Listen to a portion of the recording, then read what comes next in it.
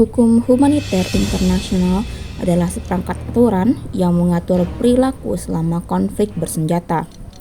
Tujuan utama hukum humaniter internasional adalah untuk melindungi korban perang, baik mereka yang terlibat langsung dalam konflik atau kombatan, maupun mereka yang tidak terlibat atau sering disebut dengan penduduk sipil. Hukum humaniter internasional berusaha untuk membatasi penderitaan yang diakibatkan oleh perang dan memastikan bahwa konflik dapat diselesaikan secara damai. Hukum humaniter internasional menerapkan beberapa larangan untuk memastikan bahwa konflik bersenjata atau perang yang terjadi tidak melanggar norma-norma kemanusiaan. Beberapa larangan tersebut meliputi yang pertama, serangan terhadap warga sipil. Hukum humaniter internasional melarang serangan yang secara sengaja ditunjukkan kepada warga sipil. Ini termasuk larangan untuk menyerang rumah sakit, sekolah, tempat ibadah, dan infrastruktur lainnya. Yang kedua, hukum humaniter internasional melarang penggunaan senjata yang menyebabkan penderitaan yang tidak perlu. Hukum humaniter internasional melarang penggunaan senjata yang menyebabkan luka yang berlebihan atau penderitaan yang tidak perlu, seperti senjata kimia, biologi, dan ranjau darat. Yang ketiga, hukum humaniter internasional juga melarang penyiksaan dan perlakuan yang kejam.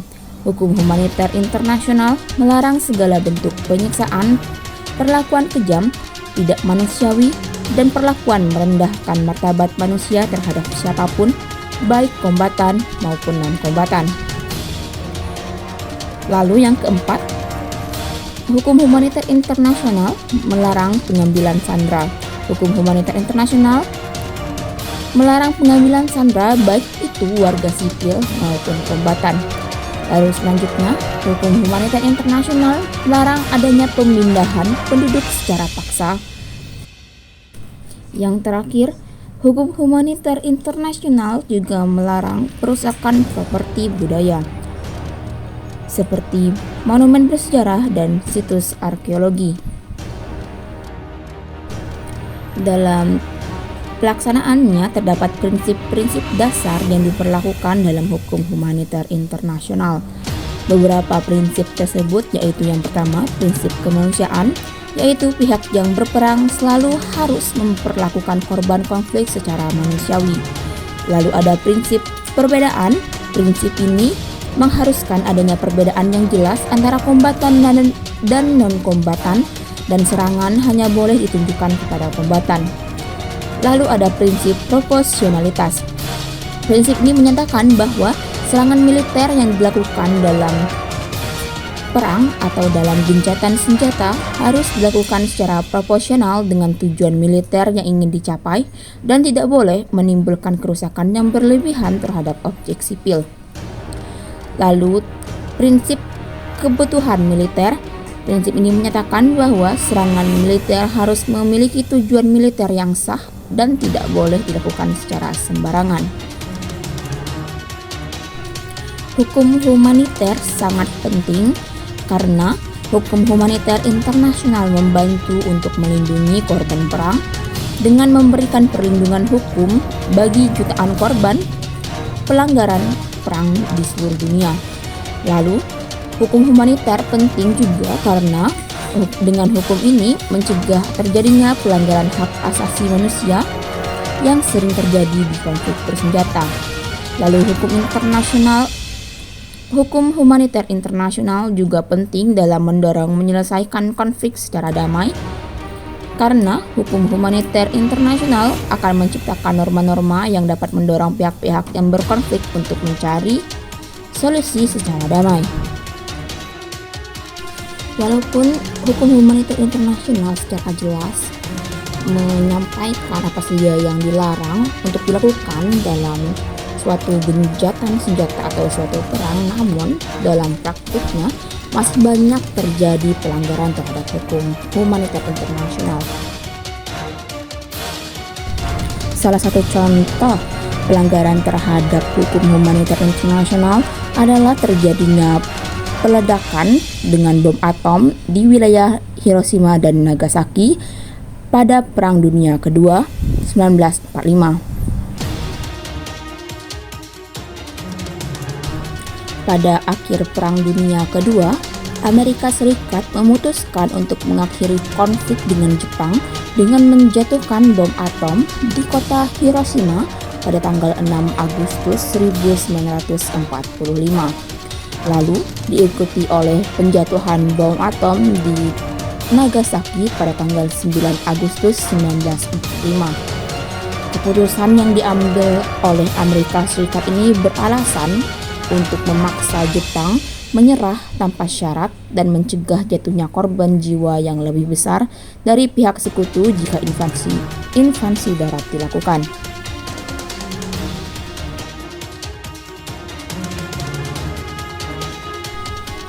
Tindakan menjatuhkan bom atom oleh Amerika Serikat di wilayah Hiroshima dan Nagasaki untuk mengakhiri perang dianggap sebagai tindakan pelanggaran serius terhadap hukum humaniter internasional yang berlaku saat itu.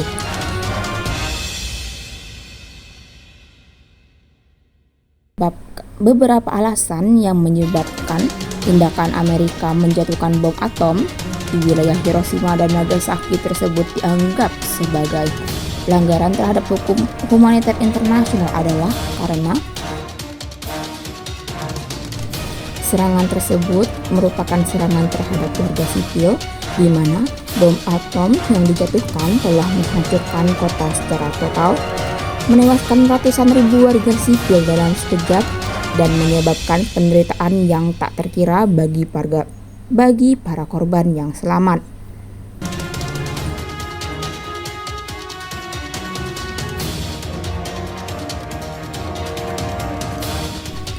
Serangan yang dilakukan Amerika Serikat dengan menjatuhkan bom atom ini juga menunjukkan bahwa serangan ini tidak ditunjukkan secara spesifik kepada target militer, melainkan pada populasi sipil secara keseluruhan.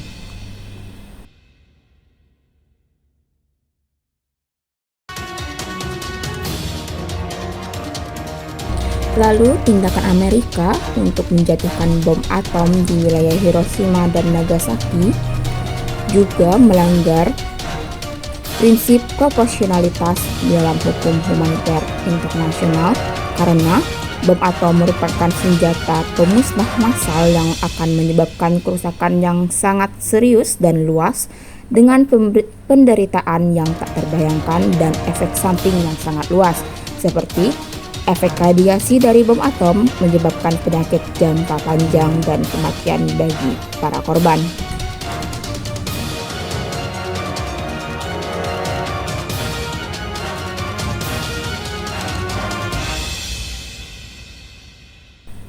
Tindakan menjatuhkan bom atom di wilayah Jepang yang dilakukan oleh Amerika Serikat juga menunjukkan adanya diskriminasi karena serangan bom atom hanya ditujukan kepada Jepang, sementara negara-negara lain yang terlibat dalam Perang Dunia Kedua tidak mengalami serangan serupa.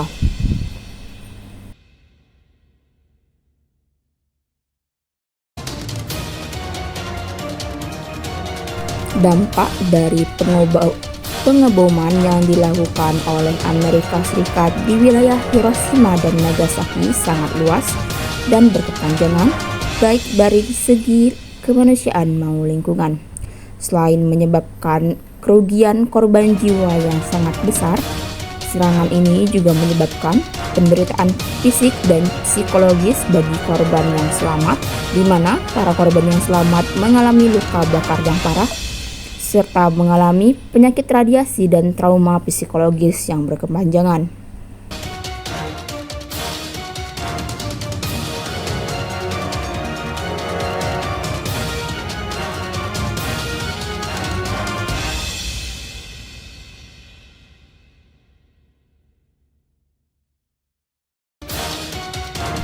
Serangan ini juga menyebabkan kerusakan lingkungan, di mana reaksi radiasi nuklir yang dihasilkan oleh bom atom telah mencemari tanah, air, dan udara yang menyebabkan kerusakan ekosistem dan mengancam kesehatan generasi mendatang.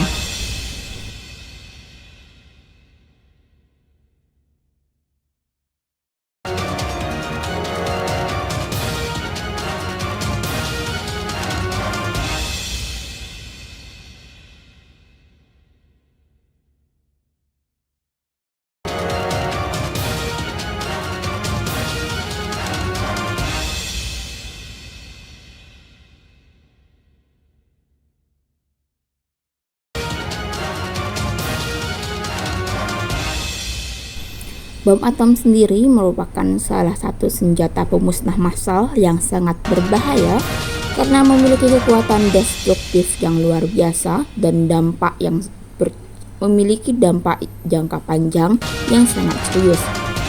Ledakan dahsyat yang dihasilkan bom atom saat meledak menghasilkan gelombang kejut yang sangat kuat, panas yang ekstrim, dan radiasi yang mematikan, sehingga dapat menghancurkan semua bangunan, membunuh manusia secara massal, dan menyebabkan kebakaran besar.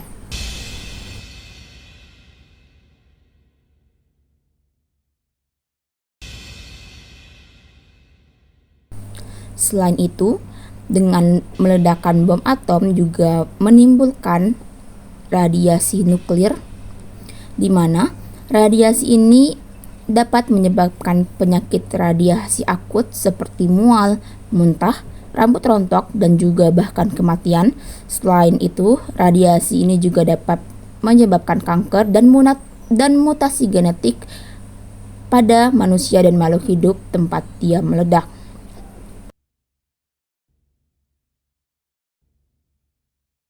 Radiasi nuklir yang dihasilkan dari ledakan bom atom juga dapat mengkontaminasi lingkungan, baik itu tanah, air, dan udara dalam jangka waktu yang sangat lama. Kontaminasi ini dapat merusak ekosistem, membuat tanah tidak subur, dan mencemari sumber makanan.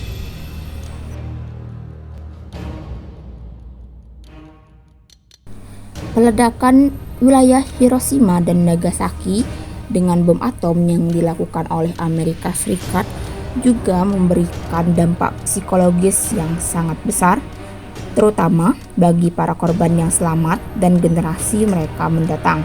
Ketakutan akan radiasi dan ancaman nuklir yang terjadi di wilayah tersebut dapat menyebabkan gangguan mental dan gangguan sosial.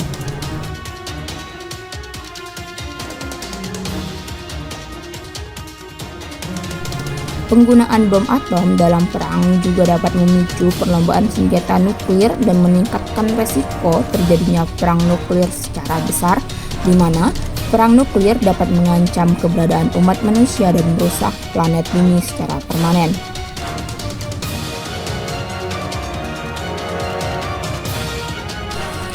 Kasus pengeboman dengan bom atom di wilayah Hiroshima dan Nagasaki yang dilakukan oleh Amerika Serikat menjadi titik balik dalam perkembangan hukum humaniter internasional.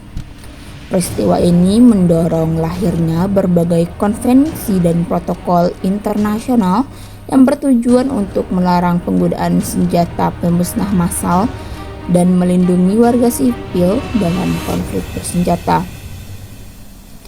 Pengeboman atom di wilayah Hiroshima dan Nagasaki merupakan salah satu pelanggaran hukum humaniter yang paling serius dalam sejarah. Tindakan ini menunjukkan betapa pentingnya hukum humaniter internasional dalam melindungi kemanusiaan dan mencegah terjadinya konflik bersenjata yang menimbulkan penderitaan yang tak terkira. Kasus ini juga menjadi pelajaran berharga bagi umat manusia tentang konsekuensi dari penggunaan senjata pemusnah massal dan pentingnya mencari solusi damai dalam menyelesaikan konflik.